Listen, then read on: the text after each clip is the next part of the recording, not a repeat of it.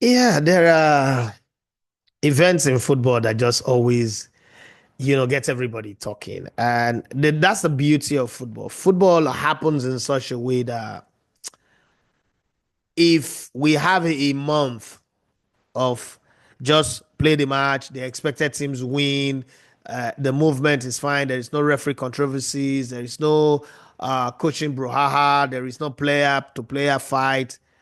I think it will be very, very surprising. It will be apocalyptic in certain ways. We will feel like it is Armageddon. The world have come to an end because football is not like that. Football is a game that is powered by passion. It's like a beautiful car and the fuel that powers it needed to make it run. And the fuel that powers football is passion. And in the moment of passion, in the heat of passion, many things can either be done or be said. And it takes like this. It's split moment for those things to happen, whether it is a rash, unreasonable, irresponsible tackle, or is a throw of punch, or is celebration. Abubakar for Cameroon against Brazil, taking off his shirt and taking a red card in the process.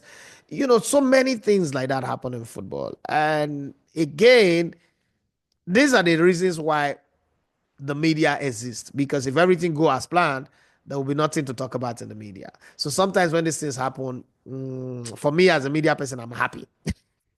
I'm happy that this one happened so that we can have something to talk about. It's a talking point. And I've got so many messages, not so many, but a few messages on my DM was like, oh, Daffy, well, what do you have to say? This person said this thing about the Ademola Lookman, coach Gasparini saying this one, or Gasparini saying that one. And I'm saying that, listen, there is no gatekeeper to content creating. There's no gatekeeper to sports content creating. Nobody is a gatekeeper. Everybody determines how they want to create their content, what narrative they want to put in. Sports content creating is not honest bunch type of content, right? So you cannot also, there's no MBC, there's no regulation to it. You can do anything you want. But when you do it, I always say that do it with a bit of knowing and understanding that okay, this is how this industry works. That's just the only thing that I say. But before we say all of those things, let's remember that yesterday we saw football like we've not seen it before. Football that is a bit different. Normally, that AC Milan game, any betting man will bet that AC Milan would win. Yes, they don't have the kind of players that you expect them to have, what AC Milan used to be as we know them. From the 1986 where Silvio Berlusconi bought that team, the trio, the Dutch trio of Frank Rijkaard, Ruud Gullit, and Marco van Basten, or going forward to Paulo Maldini, Baresi, Roberto Baggio at one time, all these players that they've had, Ronaldo da Lima, Ronaldinho, even playing in his late career, David Beckham, Zlatan Ibrahimovic, all these great players, Filippo Inzaghi, Clarence Seedorf, who Inter Milan threw away, not knowing that the reason why he was always having a growing problem was his tooth uh, problem. One of his tooth was standing on the root canal was standing on a vein, on a vein that's affecting him, that's causing his groin. Remember that all the veins in our body goes through our mouth and our brain. All right, that's a different content that we will talk about in the future. But basically, all of these players, they have their highs and their lows, and moments happen. And yesterday we saw a moment with Theo Hernandez. Theo Hernandez to me was the best player up until the time he got his red card. But then again, this is football. It happens. When it happens, it happens. There's nothing you can do about it. Okay. I felt for AC Milan because I thought that was a game that they were on the ascendancy and they could have won it. But football just doesn't smile for everybody all the time. And sometimes you can do the most and get the least. And some other times you can do the most and actually get the most out of it. Okay. And then we jump to the Celtic, the Bayern Munich Celtic game. This is a Bayern Munich that went away and won the game 2-1. And then you're sitting where you are and say, okay, this game is going to be easy. They are home and they've not really have a very imperious season. But then it's Celtic. Now, come on, they would win. But then Celtic scored and then they defended like their life depended on it. Bayern scored with the last kick of the game. Bayern themselves have been on the back end of losing games that they were already winning in the last kick. In 1999, at the Nou Camp, they lost the Champions League finals to Manchester United. You know how? How did they lose it? Ole Gunnar Solskjaer and Teddy Sheringham came off the bench. Teddy scored. Ole Gunnar Solskjaer scored with the last kick of the game. And then again in 2012, Chelsea. What reason really the best Chelsea team of that season? They huffed and puffed, struggled, sacked a coach, brought in Roberto Di Matteo, were 3-1 down against Napoli from the first leg, but then they changed the tide and then they marched on to the finals. Drogba, in that game, and Robert missed a penalty. Let's not forget in that final. But long story short, Chelsea won the finals against Bayern. You could say again, last header from a corner kick, and that turned the game on its head. So they've been on the receiving end. So for them to benefit once in a lifetime from that shouldn't be a problem. Do you think it should be a problem? Let's track back to that AC Milan game. Do you honestly think that that was meant to be a penalty? Like that was meant to be a penalty? Because if you look at it from one angle, and it's not if you go with the cameras angle and everything, is a dive. But if, from a player who's been injured, whose career ended with injury, there is also the history of Theo Hernandez always getting injured. He was dodging. I could argue that he was dodging the challenge, thinking that there was going to be contact, and he was trying to dodge. He landed wrongly. He didn't call for a penalty, and the referee was just quick to act. That's me playing the devil's advocate here, trying to be different. But what do you think? Again, talking about Bayern, do you think that this Bayern can go all the way? They are going to get knocked out in the next round. I mean, coming off the draw with Bayern Leverkusen and coming to draw this one again. I mean, Vincent Company, I've asked the question before. Uh, can Vincent Company survive by winning only the Bundesliga? They don't look like a team that will win the Champions League anyway. But hey, you never can tell. Let's go to the games that are available today. If Man City play the way they played against Newcastle, they just might win Real Madrid. But Real Madrid are a Champions League team. They are the king of the Champions League. You can't count them out. And then there are other games. In the Premier League, there is Aston Villa versus Liverpool. There is no, as every Arsenal fan want to support Aston Villa right now, even if Aston Villa is one of their greatest nemesis, one team that have stopped them. If not for Aston Villa, Arsenal would have been the defending champion of the Premier League. But hey, you would be praying that they come in with that Oli Watkins and everything. There's no John Durant to come off the bench, but then they should do whatever they can to win this game, because going into the next game, Arsenal going into their next game with Liverpool 10 points ahead. It's gonna be crazy. It's not really 10 points ahead anyway. They are, you know, they didn't win in the weekend. It could have been 9 points, so they're seven. But if they win this one, it's going to be 10 points, and that would be crazy. But thinking about it now, just imagine they won at the weekend and then they win against Everton, and then they won this one again. What would we be saying? The title race is over. So this is one game that Arsenal fans want Aston Villa to win, even though they don't like Aston Villa, but they would pray for them to win. At least Aston Villa is not like Spurs. Yes, Aston Villa is not shitty and classless like Spurs. But having said that, let's move on and look at other things. One of the major talking points that came out of yesterday night's Champions League matches was Gasperini trashing of Ademola Lookman. Everybody created content on that one, defending Ademola Lukman and also shading Gasparini. I'm going to look at it from multiple sides of the divide. I've heard people say that no coach have ever come out to trash a player like that. You can only say that if your memory is small.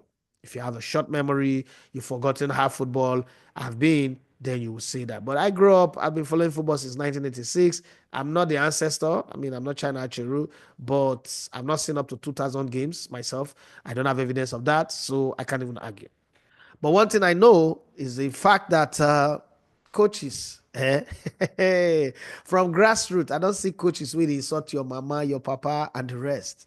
And I've seen at professional level coaches say all sorts of things. People will say, hey, they should say it in the dressing room, not in the public space. Well, let's refresh our memory a little bit. Let's journey a bit into evidence of things that have happened in 2023 when Eric Ten Hag was asked about Jordan Sancho, why he omitted him. Eric Ten Hag ruthlessly explained how the England international had fallen short of his expectations on the training pitch in recent weeks, and his performance were not up to scratch.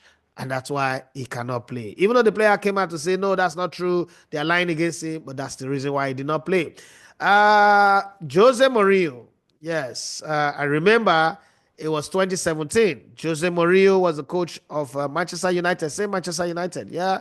At Old Trafford, when Luke Shaw had a good game, after being bashed over a course of time by the fans and the media, uh, The manager was asked about him, and he said something he said that still makes me laugh to today. The special one was asked about Lucius' performance at the left back, only for the special one to reply. He said, "It is his body with my brain."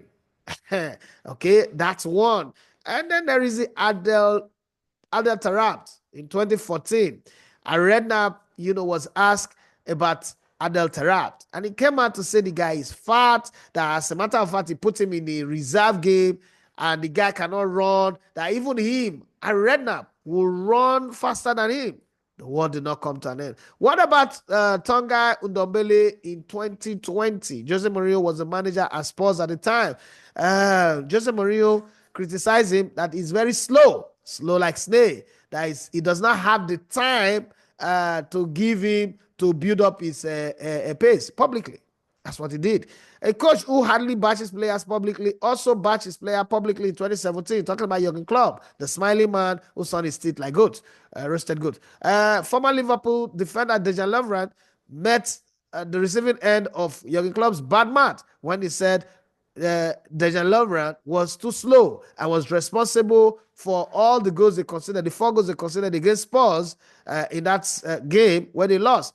Fortunately for them, the two of them, he apologized to Dejan Lovren, and then he went on to beat Spurs in the finals of the Champions League. Talking about poetic justice. But long story short, I'm just telling you that there is countless evidence of coaches batching their players in public. I can go on and on and on and on. There is a whole lot of that one going on in football. So the Ademola Lookman case is not it. But then, there's something. I used to work in a law firm, and there's something one time we're pursuing a case. A lawyer said something, a policeman said something to me, and he said, we're talking about writ of habeas corpus, we're talking about the right of the accused and all that stuff. And he said something. He said, where your right stops, that's where another person's right begins. Now, as much as he agreed that everybody deserves equal treatment under the law, that's never going to happen. That again, once you commit a crime, your right is not going to exist again. Yes, that's what the guy said to me.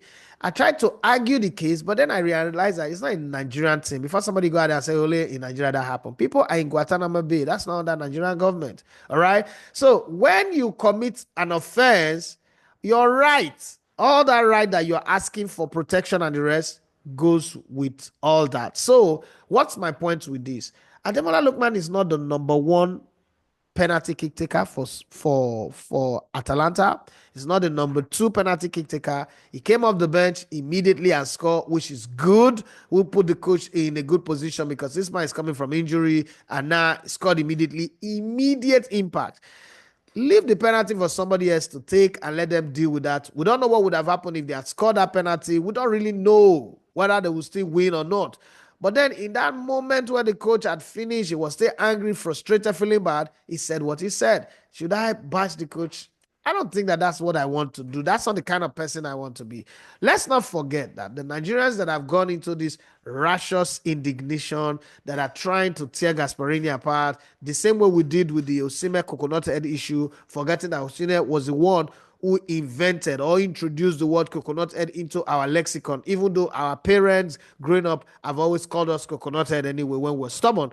But try and remember that it was Osimhen who introduced it, but we pretended, we feigned ignorance when that became a major talking point. Again, it is Ademola Lookman who broke the law, so his right to respect disappeared. Again, it is also Gasperini who's made this man who has been considered a flop everywhere he's played. Everywhere he's played, he's been considered a flop. Now he's African Footballer of the Year, one of the best players in the world, 7th best player, top 10 best players in the Ballon d'Or and all of that. It was under Gasperini. I think that we should take it easy because these same Nigerians who are up in arms, going crazy, going gaga, transfer window is not far. The summer transfer window is not far. Let's not go put conversation that will not put Ademola Lookman at loggerheads with his manager and the opportunity to go on transfer. We should learn from the Osimhen issue.